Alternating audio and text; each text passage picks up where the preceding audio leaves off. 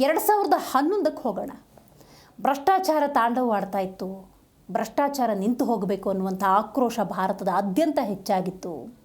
ಆಗ ಒಬ್ಬ ವ್ಯಕ್ತಿತ್ವ ಮುಂದೆ ಬರ್ತಾರೆ, ನಿರಂತರವಾಗಿ ಹೋರಾಟವನ್ನು ಮಾಡ್ತಾರೆ. ಭ್ರಷ್ಟಾಚಾರದ ವಿರುದ್ಧ ರಣಕಹಳೆಯನ್ನು ಶಾಂತಿಯುತವಾಗಿ ಹೂಡ್ತಾರೆ.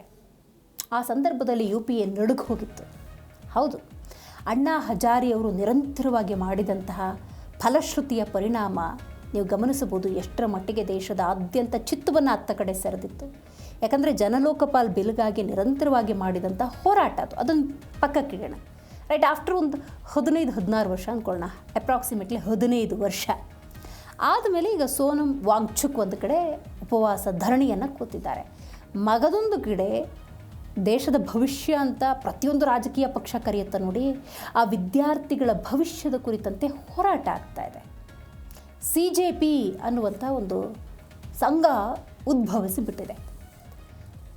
ಆ ಒಂದು CJP ಹಾಗಾದರೆ ಅಣ್ಣಾ ಹಜಾರೆಯವರ ಆ ಹೋರಾಟದಿಂದ ಪ್ರೇರಿತವಾಗಿದೆಯಾ ಅಥವಾ ಆ ಯೋಜನೆಯ ಮಾಡೆಲ್ ಏನಾದರೂ ಇಲ್ಲಿ ಅನುಸರಿಸ್ತಿದ್ದಾರಾ ಅನ್ನುವಂಥ ಸಹಜ ಪ್ರಶ್ನೆ.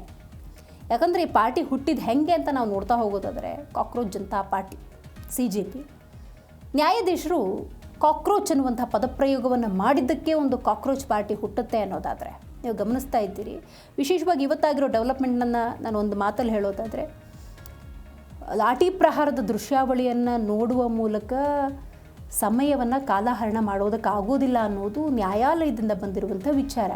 ಅದಕ್ಕೀಗ ಯುವ ಸಮೂಹ, ವಿದ್ಯಾರ್ಥಿ ಸಮೂಹ ಆಕ್ರೋಶವನ್ನು ಹೆಚ್ಚು ಮಾಡ್ಕೊಂಡಿದೆ. ಸೊ ಹಾಗಾಗಿ ಇವತ್ತಿನ ಈ DNAಯ ಪ್ರಮುಖ ಸುದ್ದಿಯಾಗಿ ನಾವು ನೀಟ್ ಪರೀಕ್ಷಾ ಅಕ್ರಮ, CJPಯ ಉದಯದ ಬಗ್ಗೆ ನೋಡ್ತಾ ಹೋಗಬೇಕಾಗತ್ತೆ. ಹಾಗಾದರೆ ಅಂದಿನ ಅಣ್ಣಾ ಹಜಾರೆ, ಇಂದಿನ CJPನ ಹಿಂಗೆ ಕಂಪೇರ್ ಮಾಡೋದು ಸರಿಯಾ ಅಥವಾ ಭಿನ್ನವಾಗಿ ನೋಡಬೇಕಾ? ಇದನ್ನೆಲ್ಲ ಈಗ ಡೀಟೇಲಾಗಿ ನೋಡ್ತಾ ಹೋಗೋಣ. ಯಾಕಂದರೆ ಕಾಕ್ರೋಚ್ ಜನತಾ ಪಾರ್ಟಿ ಈಗ ದೇಶದಲ್ಲಿ ಒಂದು ರೀತಿ ಸಂಚಲನವನ್ನು ಹುಟ್ಟುಹಾಕಿದೆ. ಅವ್ರು ತಗೊಂಡಿರುವಂಥ ಪ್ರಮುಖ ವಿಚಾರ ಅಗೇನ್ ವಿದ್ಯಾರ್ಥಿಗಳು, ದೇಶದ ಶಕ್ತಿ, ಯುವ ಸಮೂಹ. 2011ರಲ್ಲಿ ಅಣ್ಣಾ ಹಜಾರೆ ಅವರ ನೇತೃತ್ವದಲ್ಲಿ ನಡೆದಂತಹ ಭ್ರಷ್ಟಾಚಾರ ವಿರೋಧಿಯ ಬೃಹತ್ ಚಳುವಳಿ ಅಂದಿನ UPA ಸರ್ಕಾರವನ್ನು ಶೇಕ್ ಮಾಡಿತ್ತು, ಅಲುಗಾಡಿಸಿ ಬಿಟ್ಟಿತ್ತು. ಇಡೀ ದೇಶದ ರಾಜಕೀಯ ದಿಕ್ಕನ್ನೇ ಬದಲಿಸುವಂತಹ ಅಭೂತಪೂರ್ವ ಜನಶಕ್ತಿಯನ್ನು ಪ್ರದರ್ಶನ ಮಾಡಿತ್ತು. ಇದೀಗ 2026, 2011ರಿಂದ 2026 ಅಂದಾಗ 15 ವರ್ಷ ತಗೊಳ್ಳೋಣ. ನೀಟ್ ಸೇರಿದ ಹಾಗೆ ಸಾಲು ಪರೀಕ್ಷಾ ಅಕ್ರಮಗಳ ವಿರುದ್ಧ CJP ಈಗ ಧ್ವನಿ ಏರಿಸಿದೆ, ಪ್ರಶ್ನೆ ಮಾಡಿದೆ. ವಿದ್ಯಾರ್ಥಿ ಆಂದೋಲನವೇ ಆರಂಭ ಆಗಿದೆ. ಈಗ ಅಂದಿನ ಆ ಜನಶಕ್ತಿಯನ್ನು ಇವತ್ತಿನ ಈ ಹೋರಾಟ ನೆನಪಿಸ್ತಾ ಇದೆ. ಅವತ್ತು ವ್ಯವಸ್ಥೆಯ ಭ್ರಷ್ಟಾಚಾರದ ವಿರುದ್ಧ ಜನಸಾಮಾನ್ಯರು ಧ್ವನಿ ಎತ್ತಿದ್ರು. ಇಂದು ಯುವ ಜನತೆ ಮತ್ತು ವಿದ್ಯಾರ್ಥಿಗಳು ಪರೀಕ್ಷಾ ಪಾವಿತ್ರ್ಯತೆಗಾಗಿ ಸಮರ ಸಾರ್ತಾ ಇದ್ದಾರೆ. ದಟ್ ಮೀನ್ಸ್ ಪರೀಕ್ಷೆ ಅಂದಾಗ ಒಂದು ಪಾರದರ್ಶಕತೆ ಬೇಕು, ನ್ಯಾಯಸಮ್ಮತವಾಗಿ ಪರೀಕ್ಷೆಗಳಾಗಬೇಕು, ಹೀಗೆ ಹಲವಾರು ಪ್ರಶ್ನೆಗಳಂತೆ ಇವೆಲ್ಲವೂ ಕೂಡ ಕಾಣ್ತಾ ಇದೆ. ಹಾಗಾಗಿ ಈ ಅಣ್ಣಾ ಹಜಾರೆ ಮತ್ತು CJP ಒಂದೇ ನಾಣ್ಯದ ಎರಡು ಮುಖಗಳಂತೆ ಭಾಸವಾಗ್ತಿರೋದ್ರಿಂದಾಗಿ ಒಂದು ಕುತೂಹಲವನ್ನಂತೂ ಹೆಚ್ಚು ಮಾಡಿದೆ. ಹೌದು, ಯಾಕಂತ ಹೇಳಿದ್ರೆ ಅವತ್ತು ಅಣ್ಣಾ ಹಜಾರೆಯವರು ಮಾಡಿದಂಥ ಹೋರಾಟ ಯಾವುದರ ವಿರುದ್ಧ ಅನ್ನೋದನ್ನು ನಾವು ನೋಡಬೇಕಾಗತ್ತೆ. ಅಣ್ಣಾ ಹಜಾರೆ ಅವತ್ತು ಜಂತರ್ ಮಂತರ್ನಲ್ಲಿ ಕೂತು ನಿರಂತರವಾಗಿ ಹೋರಾಟವನ್ನು ಮಾಡ್ತಾರೆ ಅನ್ನೋದಾದರೆ ಅದು ಮಾಡಿದ್ದು ಕೂಡ ವ್ಯವಸ್ಥೆಯ ವಿರುದ್ಧ, ಏನಾಗ್ತಿದೆ ದೇಶದಲ್ಲಿ ಅನ್ನುವಂಥ ಪ್ರಶ್ನೆಯನ್ನು ಹುಟ್ಟು ಹಾಕಿದರು. ಜನಶಕ್ತಿ ಅವರ ಹಿಂದೆ ನಿಂತ್ಕೊಳ್ತು, ಜನಲೋಕಪಾಲ್ ಬಿಲ್ ಜಾರಿಗೆ ಬರಬೇಕು ಅನ್ನುವಂಥ ದೊಡ್ಡ ಹೋರಾಟ ಅದು. ಇವತ್ತು CJP ಅದೇ ಮಾದರಿಯನ್ನು ಅನುಸರಿಸ್ತಿರೋದ್ರಿಂದಾಗಿ, ಅಂದರೆ ವ್ಯವಸ್ಥೆಯ ವಿರುದ್ಧ ಸಿಟಿದೆದ್ದಂತಹ ಒಂದು ಹೋರಾಟವಾಗಿರೋದ್ರಿಂದಾಗಿ ನೀವು ಗಮನಿಸಬಹುದು ಯಾವ ರೀತಿ ಒಂದು ಪರಿಸ್ಥಿತಿ ನಿರ್ಮಾಣವಾಗಿದೆ ಅಂತ. ಅಂದರೆ ಈ ವಿದ್ಯಾರ್ಥಿ ಚಳುವಳಿ ಕೇವಲ ಆಡಳಿತ ಮತ್ತು ವಿರೋಧ ಪಕ್ಷಗಳ ನಡುವಿನ ಸಾಂಪ್ರದಾಯಿಕ ಹೋರಾಟದ ರೀತಿ ಗೋಚರ ಆಗ್ತಾ ಇಲ್ಲ. ಯಾಕಂದರೆ ಇದು ರಾಜಕೀಯ ಸಮರವಾಗಿಲ್ಲ, ವ್ಯವಸ್ಥೆಯ ವಿರುದ್ಧ ನಡೀತಾ ಇರುವಂಥ ದೊಡ್ಡ ಮಟ್ಟಿಗಿನ ಹೋರಾಟ ಆಗಿರೋದ್ರಿಂದಾಗಿ ರಾಜಕೀಯ ಕೆಸರರ ಚಾಟ ಇಲ್ಲ. ಇದು ವ್ಯವಸ್ಥೆ ಎಲ್ಲಿ ಹದಗೆಟ್ಟಿದೆ, ಎಲ್ಲಿ ಸರಿಯಾಗಬೇಕು ಅನ್ನುವಂಥ ಸ್ಪಷ್ಟ ಸಂದೇಶವನ್ನು ರವಾನೆ ಮಾಡ್ತಿರೋದು. ಇನ್ನು ಯಾರೇ ಅಧಿಕಾರದಲ್ಲಿದ್ದರೂ ಪೇಪರ್ ಸೋರಿಕೆಯಂತಹ ಅಕ್ರಮಗಳು ಯಾಕಾಗ್ತಿದೆ ಅನ್ನೋದೇ CJP ಪ್ರಶ್ನೆಯಾಗಿದೆ. ಈಗ UPA ಇತ್ತು, NDA ಬಂತು, ಈಗ INDA ಅಂತ ಮೈತ್ರಿಕೂಟಗಳನ್ನು ಮಾಡ್ಕೊಂಡಿದ್ದಾರೆ.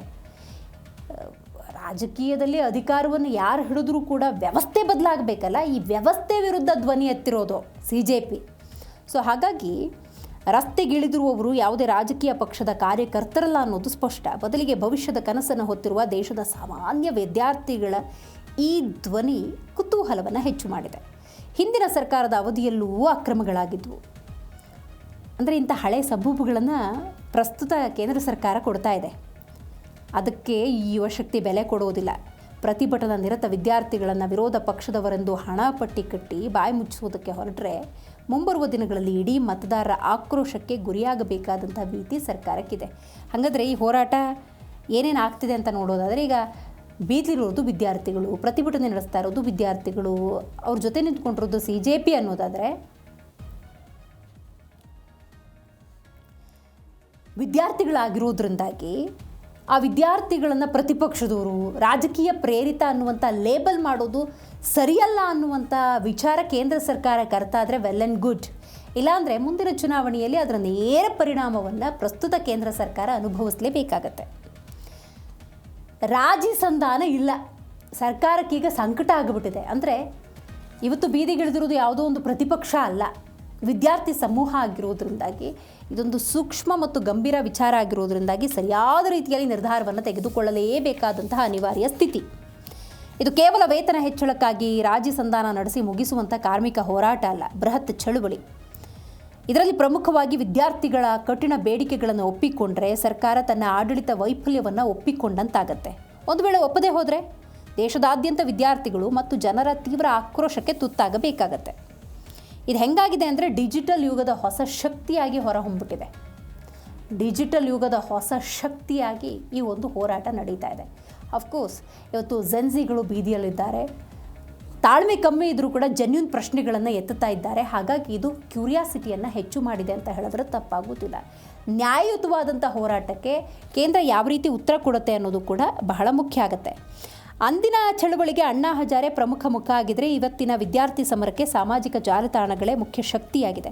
ಟೆಲಿಗ್ರಾಮ್ ಇರ್ಬೋದು, ಎಕ್ಸ್ ಇರ್ಬೋದು, ಯೂಟ್ಯೂಬ್ ಇರ್ಬೋದು, ಇನ್ಸ್ಟಾಗ್ರಾಮ್ ಇರ್ಬೋದು, ಅಂದರೆ ಡಿಜಿಟಲ್ ವೇದಿಕೆಗಳನ್ನು ಸಮರ್ಥವಾಗಿ ಬಳಸ್ಕೊಳ್ತಾ ಇರೋದನ್ನು ನೀವಿಲ್ಲಿ ಗಮನಿಸಬಹುದು. ಒಬ್ಬ ನಾಯಕನನ್ನು ಬಂಧಿಸಿದ ತಕ್ಷಣ, ಒಂದು ಸಂಘಟನೆಯನ್ನು ನಿಷೇಧಿಸಿದ ತಕ್ಷಣ ಯಾವುದು ಕೂಡ ಬದಲಾಗುವುದಿಲ್ಲ. ಆದರೆ ಸಂಘಟಿತ ನಾಯಕತ್ವ ಇಲ್ಲದ ಈ ಡಿಜಿಟಲ್ ಆಂದೋಲನ ಇದೆಯಲ್ಲ, ಇದು ಕನ್ಫ್ಯೂಸು ಮಾಡ್ತಾ ಇದೆ. ಈಗ ಸರ್ಕಾರ ಯಾರ ಜೊತೆ ಮಾತಾಡಬೇಕು? ಈಗ ಅಣ್ಣಾ ಹಜಾರೆ ಅವತ್ತಿದ್ರು, ಅವ್ರ ಜೊತೆ ಹಿಂಗಲ್ಲ ಹಿಂಗೆ ಅಂತ ಮಾತುಕತೆ ನಡೆಸ್ಬೋದಾಗಿತ್ತು. ಇವಾಗ ಸಮೂಹಕ್ಕೆ ಸಮೂಹವೇ ನಿಂತುಕೊಂಡಿರೋದ್ರಿಂದಾಗಿ ಈ ಕೇಂದ್ರ ಸರ್ಕಾರ ಕೂಡ ಯಾರ ಜೊತೆ ಮಾತಾಡಬೇಕು, ಯಾವ ರೀತಿ ಇದನ್ನು ಬಗೆಹರಿಸಬೇಕು ಅನ್ನುವಂಥ ಗೊಂದಲ ಕೂಡ ಏರ್ಪಟ್ಟಿದೆ. ಇನ್ನು ಮುಂದಿನ ವಿಚಾರವನ್ನು ನೋಡ್ತಾ ಹೋಗೋಣ. ಇದು ಹೆಂಗಾಗಿದೆ ಅಂದರೆ ರಾಜಕೀಯ ವರ್ಸಸ್ ಇತಿಹಾಸ ಅನ್ನೋ ರೀತಿ ಆಗಿದೆ. ಈಗ ಜನರು ಸರ್ಕಾರವನ್ನು ಪ್ರಶ್ನೆ ಮಾಡಿದ್ರೆ ಅದು ರಾಜಕೀಯ ಆಗುತ್ತೆ. ಜನ ವ್ಯವಸ್ಥೆ ಕುರಿತಂತೆ ಏನಾದರೂ ಪ್ರಶ್ನೆ ಮಾಡಿದ್ರು ಅಂತ ಹೇಳಿದ್ರೆ ಅದು ರಾಜಕೀಯ ಆಗುತ್ತೆ. ವ್ಯವಸ್ಥೆಯನ್ನು ಪ್ರಶ್ನೆ ಮಾಡಿದಾಗ ಇತಿಹಾಸ ನಿರ್ಮಾಣ ಆಗತ್ತೆ.